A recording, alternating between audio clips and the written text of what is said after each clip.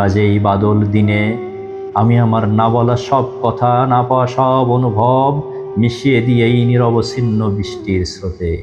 যদি কোনো দিন তুমি ফিরে আসো এই ভেজা পথ ধরে, তবে দেখবে আমি এখনো বেঁচে আছি। বৃষ্টি।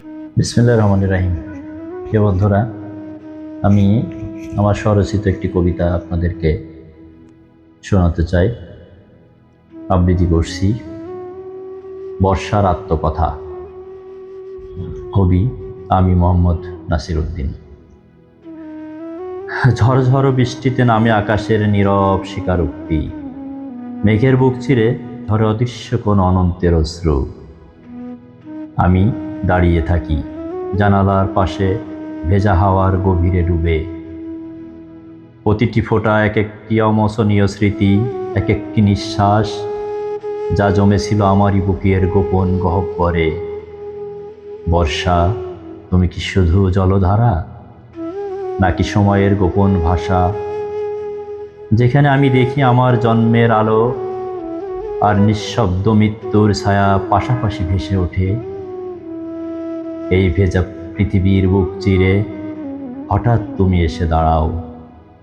তোমার চোখে নীলিমার গভীরতা, যেন হাজার বর্ষাকেও হার মানানো এক বিস্ময়। তোমার হাসি কখনো টুপটাপ ঝরা শিশিরের মতো কোমল, কখনো বজ্রের মতো হঠাৎ আলো ছড়ানো। সব কিছু ছাপিয়ে থাকে এক অদ্ভুত মায়া। আমি দেখি এই অবিরাম ধারা বেয়ে আমার জীবন ভেসে যায়। এক পাশে আনন্দের দীপ্ত রং, অন্য পাশে অবসানের নিঃশব্দ অন্ধকার।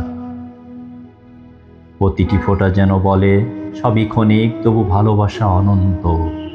আর সেই অনন্তের ভেতরেই তুমি হয়ে ওঠো আমার সবচেয়ে সত্য উচ্চারণ।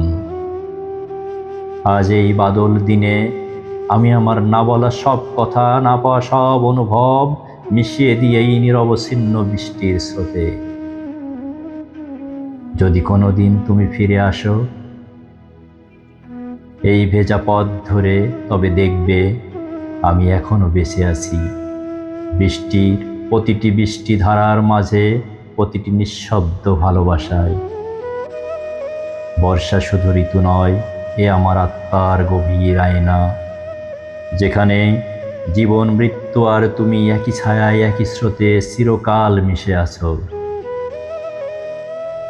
মনের অন্যতে জন্মানো পরমাণু, বিকট শব্দে ফাটা বোমার কষ্ট ঝরে পড়ে অবিরল ধারায় বৃষ্টি হয়ে। আমি হাঁটতে থাকি বৃষ্টির ফোঁটা ধরে, এক পা দুপা করে হাঁটতেই থাকি। মেঘের গর্জনে জন্মানো বজ্রপাত থেমে যায়, ম্লান হয়ে যায় তোমারই নিঃশ্বাসে।